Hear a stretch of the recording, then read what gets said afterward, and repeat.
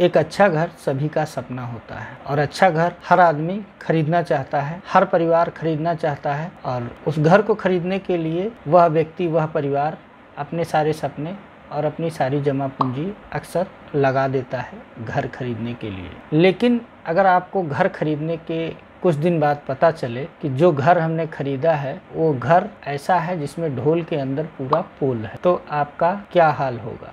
तो घर खरीदने से पहले आपको कई ऐसी छोटी छोटी चीज़ें हैं जिनको ध्यान रखना चाहिए, नहीं तो आप घर खरीदने के बाद में बहुत ज़्यादा परेशान हो सकते हैं। खासकर बना बनाया घर लेते समय आपको इन सब चीज़ों का ध्यान रखना बहुत ज़रूरी है, क्योंकि बहुत से लोग ऐसे हैं जिनकी जमा पूंजी कम होती है, जिनका बजट कम होता है और वह एक अच्छा घर लेना चाहते हैं और उसके लिए वो काफ़ी खोजबीन करते हैं, काफ़ी सर्च करते हैं, काफ़ी बिल्डरों का प्रोजेक्ट और घर देखते हैं जिसमें वो अपने बजट के हिसाब से एक घर फाइनल करते हैं और लेते हैं। और उसके बाद में कुछ दिन बाद उनको पता चलता है कि बाथरूम में टाइल्स गिर रहा है या छत से पानी टपक रहा है या पंखा नीचे गिर जा रहा है। तमाम तरीके की समस्याएं होती हैं। उन समस्याओं से आप कैसे बच सकते हैं और घर खरीदने से पहले आप कैसे इन सारी समस्याओं को पहचान सकते हैं कि भविष्य में नहीं होंगी, या आप घर लेने के बाद में उसके ऊपर कोई कंस्ट्रक्शन करना चाहते हैं तो आपको दिक्कत आती है। तो इन सभी चीज़ों पर मैं आज आपसे इस वीडियो में डिस्कस करूंगा।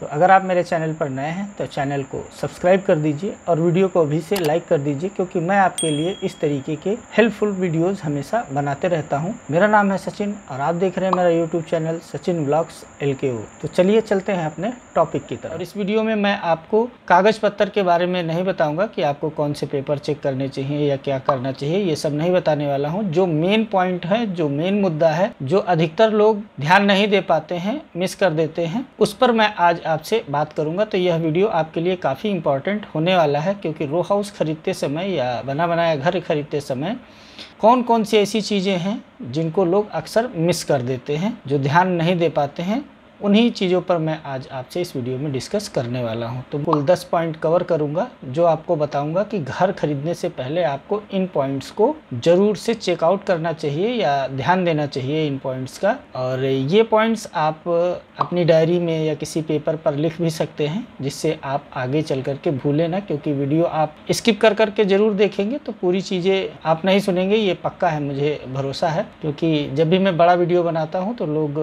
मुश्किल से 5 मिनट 7 मिनट बढ़ा करके देखते हैं, तो उससे आपका फायदा नहीं होने वाला है। अगर आप पूरा देखेंगे तभी चीज़ों को समझ पाएंगे। तो देर न करते हुए चलिए शुरू करते हैं आज का वीडियो। तो देखिए, जब भी आप कोई बना बनाया घर खरीदना चाहते हैं तो अक्सर लोग खरीदना चाहते हैं सस्ता घर। लोग सस्ता घर ढूंढते हैं कि मुझे सस्ता मिल जाए और लोकेशन अच्छी मिल जाए। तो यहाँ पर देखिए 2 चीज़ें हैं, सस्ता और अच्छा। तो यह एक साथ नहीं हो सकता है। सस्ता और अच्छा आपको एक साथ मिलना बहुत ही मुश्किल है। अगर सस्ता है और अच्छा दिख रहा है तो इसका मतलब कहीं ना कहीं कुछ गड़बड़ है। तो वो गड़बड़ क्या होती है उस पर मैं आज आपसे बात करता हूँ।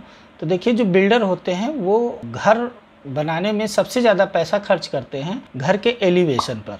जो सामने का घर का लुक होता है, सबसे ज़्यादा पैसा उस पर खर्च किया जाता है। उसके बाद में पैसा जो खर्च करते हैं वो किचन पर और बाथरूम पर। किचन बहुत ही सुंदर बनाते हैं, बाथरूम बहुत ही सुंदर बनाने की कोशिश करते हैं या बनाते हैं, क्योंकि जब आप घर देखने आते हैं तो शुरुआत में फर्स्ट इम्प्रेशन आपका उसके एलिवेशन पर ही होता है कि सामने से घर कैसा दिख रहा है। तो यहाँ पर मेन मुद्दा होता है महिलाओं को भ्रमित करने का। जो कोई भी घर खरीदता है तो घर में अगर माता हैं या बहन है या पत्नी है या जो भी है महिलाएं हैं, उनको बगैर दिखाए वह घर फाइनल नहीं होता है। कोई भी ले तो सबसे पहले घर की महिलाएं वहां पर जब विजिट करती हैं और वो देखती हैं, फाइनल करती हैं, तभी घर फाइनल होता है। तो बिल्डर सबसे ज़्यादा एलिवेशन पर पैसा खर्च करते हैं। उसके बाद में जो महिलाओं का प्रिय स्थान किचन होता है कि उनको वहाँ पर डेली ना डेली कुछ ना कुछ करना ही है, खाना बनाना है या घर का ख्याल रखना है, तो किचन में उनको सुबह से शाम तक रहना पड़ता है। तो किचन बहुत सुंदर बनाते हैं। और उसके बाद में जो बाथरूम का एरिया होता है, बाथरूम अच्छा बनाते हैं। बाकी कमरे वगैरह बहुत ज़्यादा सजाने पर जोर नहीं होता है। ये 3 चीज़ें बहुत कायदे से बनाई जाती हैं। तो इन सब चीज़ों को देख करके आप भ्रमित ना हो। जब आप मकान देखने साइट पर पहुँचे तो सबसे पहला अपना पॉइंट है कि आप मकान ना देखें। जो बना बनाया मकान है उसको आपको एकदम नहीं देखना है। आपको सबसे पहले वहाँ पर देखना है जो मकान बनाने में मटेरियल यूज हो रहा है, जैसे कि ईंटा है, मोरंग है, सीमेंट है, सरिया है, वह किस क्वालिटी का लग रहा है। आप देखेंगे अगर वहाँ पर सफ़ेद रेता पड़ा हुआ है, बहुत ज़्यादा मात्रा में है, तो इसका मतलब सफ़ेद रेता का इस्तेमाल हो रहा है। सफ़ेद रेता से कोई मजबूती नहीं आती है। या ईंट जो लगाई जा रही है वह ईंट किस क्वालिटी की है वह आपको देखना है। मोरंग लगाया जा रहा है तो मोरंग किस क्वालिटी का है। सीमेंट लगाया जा रहा है तो सीमेंट एक्सपायरी तो नहीं है, या कौन सा सीमेंट लगा रहे हैं, बहुत सस्ता वाला लगा रहे हैं, या मार्केट में जो रेगुलर सीमेंट है, जो कुछ ऐसे ब्रांड हैं जो अच्छे हैं, ठीक ठाक हैं और ठीक ठाक रेट में हैं, या पेंट वगैरह है। ये सारी चीज़ें आपको वहाँ पर सबसे पहले देखनी चाहिए, ना कि बना बनाया मकान अंदर जा कर के चमक दमक ये देखना चाहिए। तो सबसे पहला पॉइंट अपना ये था कि आपको मटेरियल वहाँ पर देखना है कि कौन सा मटेरियल यहाँ पर यूज हो रहा है। जो मटेरियल यूज हो रहा है आपके मकान में भी वही मटेरियल लगा होगा, जिससे आपके मकान की मजबूती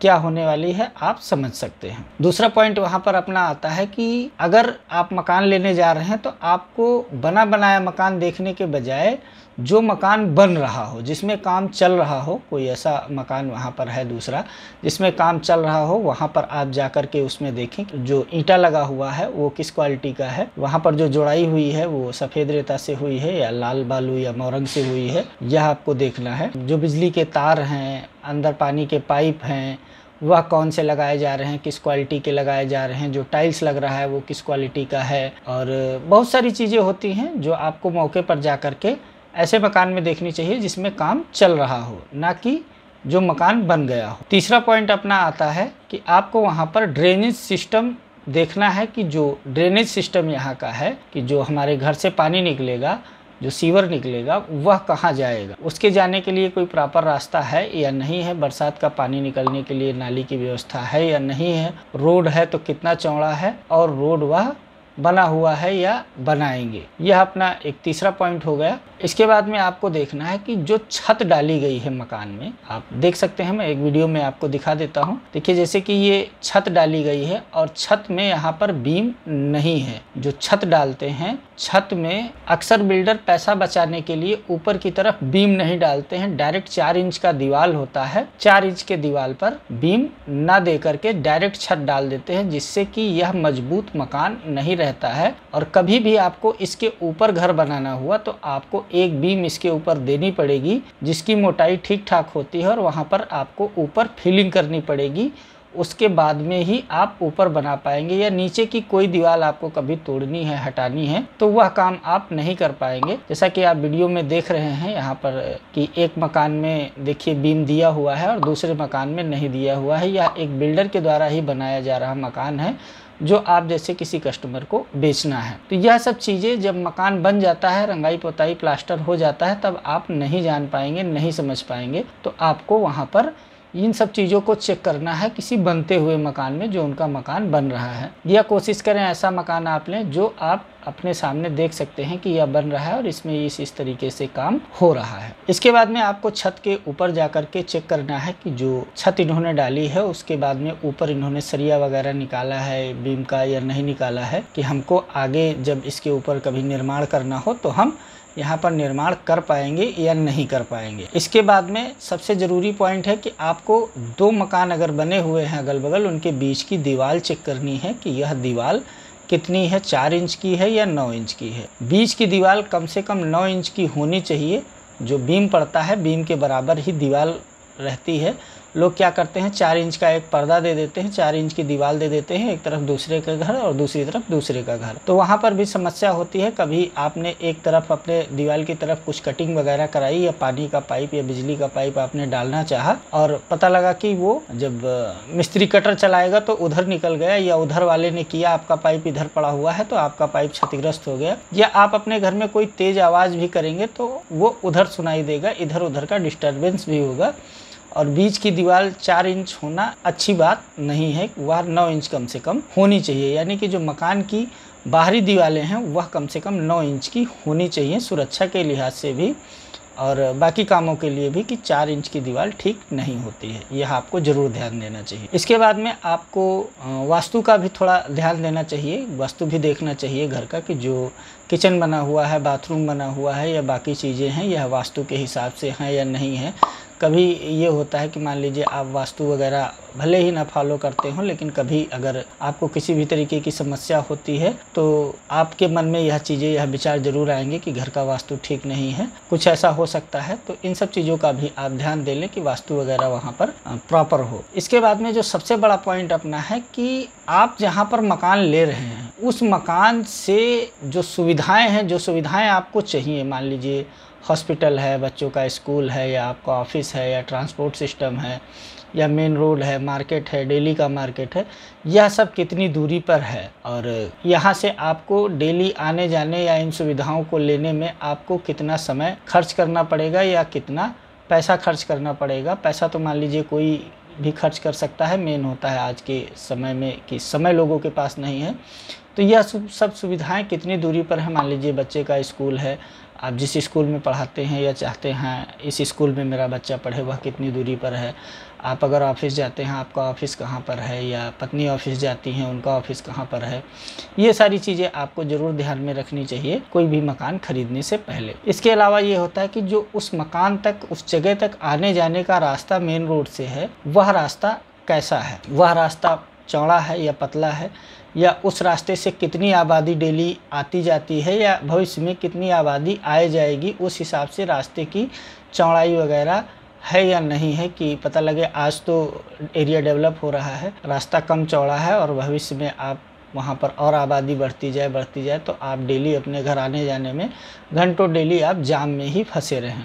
तो यह सब कुछ मुख्य चीज़ें थी। इसके बाद में आता है कि अगल बगल की आबादी क्या है, अगल बगल जो आबादी बसी हुई है या लोग रह रहे हैं वह आबादी कैसी है, आपके अनुरूप है या नहीं है। मान लीजिए कहीं पर बहुत ज़्यादा घनी आबादी होती है तो वहाँ पर भीड़ भाड़ और कई तरीके की समस्याएं हमेशा होती रहती हैं। तो अगल बगल की आबादी वगैरह भी आप देख करके अपने हिसाब से वहाँ पर मकान पसंद कर सकते हैं। इसके अलावा एक सबसे ज़रूरी पॉइंट है जो छूट गया है वीडियो में, मैं आपको अभी बताना चाहूँगा कि कई बार क्या होता है कि कॉलोनियाँ, कोई बिल्डर होता है तो वो 10, 20, 50 मकान बनाता है, कॉलोनी बसाता है, तो वहाँ पर वो सारी सुविधाएं करते हैं बिल्डर कि मान लीजिए ड्रेनेज सिस्टम हो गया, बिजली का सिस्टम हो गया, जो भी चीज़ें हैं वह सब वहाँ पर प्रॉपर तरीके से करते हैं। लेकिन कई बार क्या होता है कि कोई ऐसा बिल्डर है जो छोटा बिल्डर है, 2 मकान, 4 मकान, 6 मकान बना रहा है कहीं पर और वो बना करके बेच रहा है, तो वहाँ पर समस्या होती है बिजली की। बिजली वहाँ पर है या नहीं है, या बिजली है तो वह किसके द्वारा वहाँ पर लाई गई है। मान लीजिए नई कॉलोनी डेवलप हो रही है और अभी वहाँ बिजली आई हुई है, तो वह बिजली किसके द्वारा लाई गई है यह भी ज़रूर आप समझ लें, क्योंकि हो सकता है कोई बिजली अपने पैसे से खर्च करके लाया हो और वहाँ पर बाद में आपको कनेक्शन ना मिले, वो ऑब्जेक्शन करे या कनेक्शन लेते समय आपसे एक मोटी रकम वह वसूल ले। तो यह बात मकान बेचने वाले से आप ज़रूर तय कर लें कि भाई यहाँ पर बिजली की जो व्यवस्था है वो आपको करनी है, और ये जो खर्च आएगा या क्या खर्च आएगा, जो भी आपकी वहाँ पर बातचीत हो, उसको ज़रूर फाइनल कर लें कि बिजली की समस्या यहाँ पर ना हो। बाकी पानी के लिए आजकल समरसेबल सब लगा कर देते ही हैं, समरसेबल वगैरह आप चेक कर सकते हैं किस क्वालिटी का है, किस ब्रांड का है, ये सारी चीज़ें हैं। तो यह मकान की अंदरूनी चीज़ें हैं, या मकान का आप ऐसे कह लीजिए कि ख़रीदते समय जो बहुत ज़रूरी पॉइंट है, लोग अक्सर ध्यान नहीं दे पाते हैं सस्ता मकान खरीदने के चक्कर में कि अच्छा दिखने में मिले और सस्ता मिले, तो यही दिमाग में रहता है। ये सारे पॉइंट्स अक्सर लोग भूल जाते हैं। वीडियो में दी गई जानकारी अगर आपको अच्छी लगी हो तो वीडियो को लाइक करें, कमेंट करें और शेयर करें। अगर कोई आपके जानने वाला मकान खरीदना चाहता है तो उसको आप ये वीडियो शेयर भी कर सकते हैं, वह इस चेकलिस्ट का फ़ायदा उठा सकते हैं मकान खरीदने से पहले। और मकान खरीदने से पहले कागज़ पत्तर क्या आपको चेक करने हैं, उसके लिए प्लॉट और किसी भी प्रॉपर्टी के लगभग सेम ही होते हैं, तो मैंने और वीडियो बनाए हुए हैं, आप जा कर के मेरे चैनल पर देख सकते हैं। अगर आपके कोई सवाल है तो आप मुझसे कमेंट करके पूछ सकते हैं। मिलते हैं आपसे किसी अगले वीडियो में, तब तक के लिए नमस्कार।